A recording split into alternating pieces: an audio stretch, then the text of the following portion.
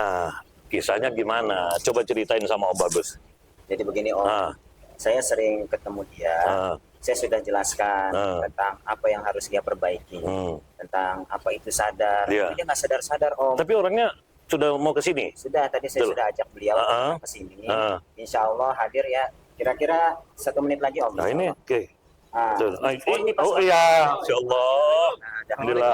Assalamualaikum warahmatullahi wabarakatuh. Alhamdulillah. Silakan Mas. Alhamdulillah sehat. Ini Mas ya Mas siapa tadi namanya? Mas Gatot. Mas Gatot, ya Mas Gatot. Alhamdulillah. Gimana ceritanya? Jadi Mas Gatot ini dia sering mengalami keluhan dalam kehidupannya, itu suka bingung. Apa yang dia jalani itu rasanya tidak ada tujuannya gitu. Gini. Langsung saja pada poin ya. Ini mumpung kita lagi puasa semua kan? Lagi puasa kan? Gini. Bahayanya di dalam agama kita itu kalau kita melakukan sesuatu tidak dalam kondisi sadar. Itu yang pertama, ya. Karena syarat sahnya kita itu bisa disebut orang beriman harus sadar. Ya. Sementara kita harus sama-sama paham di dalam agama kita dilarang untuk mengikuti sesuatu yang kita tidak punya pengetahuan tentang itu. Silakan coba ingat-ingat Al-Isra ayat 36. Coba Al-Isra ayat 36. Kita sama-sama buka, ya. Yang intinya pemirsa di rumah juga bisa buka. Janganlah kamu mengikuti sesuatu yang kamu tidak memiliki pengetahuan tentang hal itu. Karena ketahuilah, ya, hatimu, pendengaranmu, mulutmu, matamu, semua itu akan dituntut pertanggungjawabannya. Gitu loh. Nah, sekarang permasalahannya.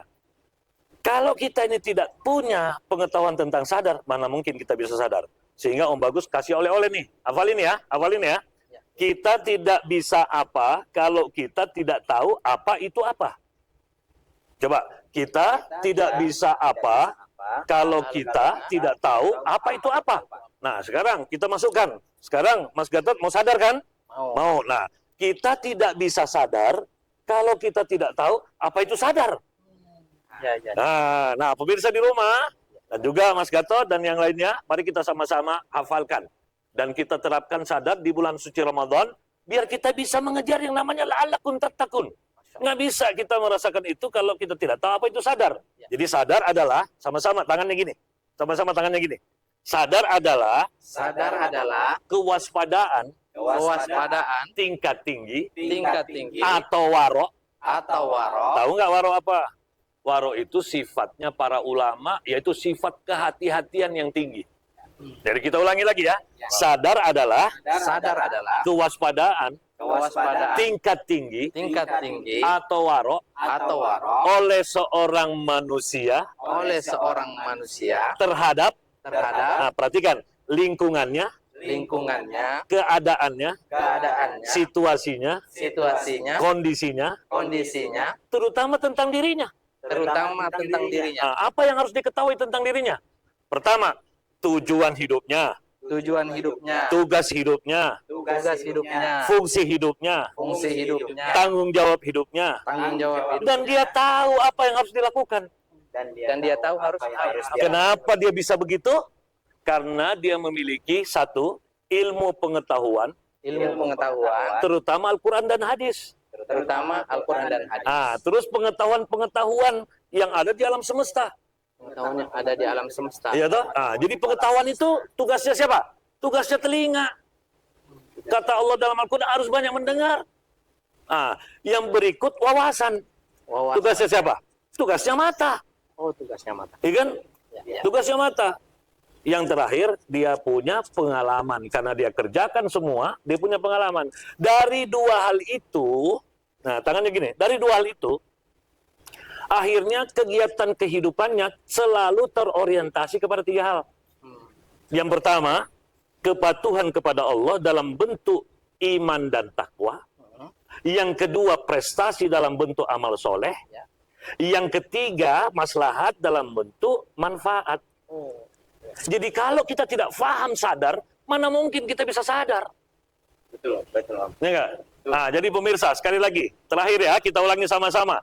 Sadar adalah kewaspadaan tingkat tinggi oleh seorang manusia atau disebut waro atau disebut waro ya terhadap lingkungannya, keadaannya, situasinya, kondisinya, terutama tentang dirinya. Dia tahu tentang tujuan hidupnya, tugas hidupnya, fungsi hidupnya, dan tanggung jawab hidupnya. Karena dia memiliki ilmu, terutama Al-Quran dan hadis, pengetahuan, ya, wawasan, pengalaman, yang semuanya itu membuatnya terorientasi aktivitas amalannya kepada yang pertama, kepatuhan kepada Allah Subhanahu wa taala dalam bentuk iman dan takwa. Yang kedua, prestasi dalam bentuk amal soleh. Yang ketiga, maslahat dalam bentuk manfaat. Nah, pemirsa di rumah, itulah cara untuk sadar supaya bulan suci Ramadan ini kita jalankan dengan penuh kesadaran. Kita jangan jadi orang yang tidak tahu diri. Penyakit TTD. Ya, tidak tahu diri, sehingga kita nggak tahu apa yang harus. Nah, sekarang setelah sadar, oh berarti Om Bagus, kenapa saya ini bisa bingung? Tidak ngerti tujuan hidup. Tidak ngerti tugas hidup. Tidak tahu fungsinya apa. Fungsinya apa, Om? Fungsinya saya jadi laki apa? Fungsinya saya jadi anak apa? Fungsinya saya jadi manusia apa? Ya, kita harus tahu. Apalagi Allah katakan apa? Wa ma halaktul jinna wal insa illa liya'budun. Tidaklah aku ciptakan jin dan manusia kecuali. Nah, berarti itu tugas, tanggung jawab, tujuan, fungsi. Coba itu. Jadi kalau kita tidak paham itu, pemirsa, agak sulit kita menjalankan kehidupan ini.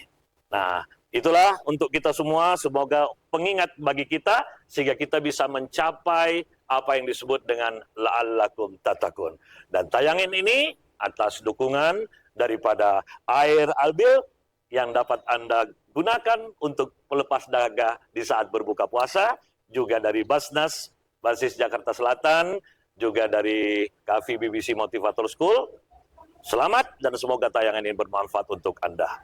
Selamat mempersiapkan berbuka puasa. Terima kasih atas perhatian Anda. Assalamualaikum warahmatullahi wabarakatuh. Waalaikumsalam warahmatullahi wabarakatuh.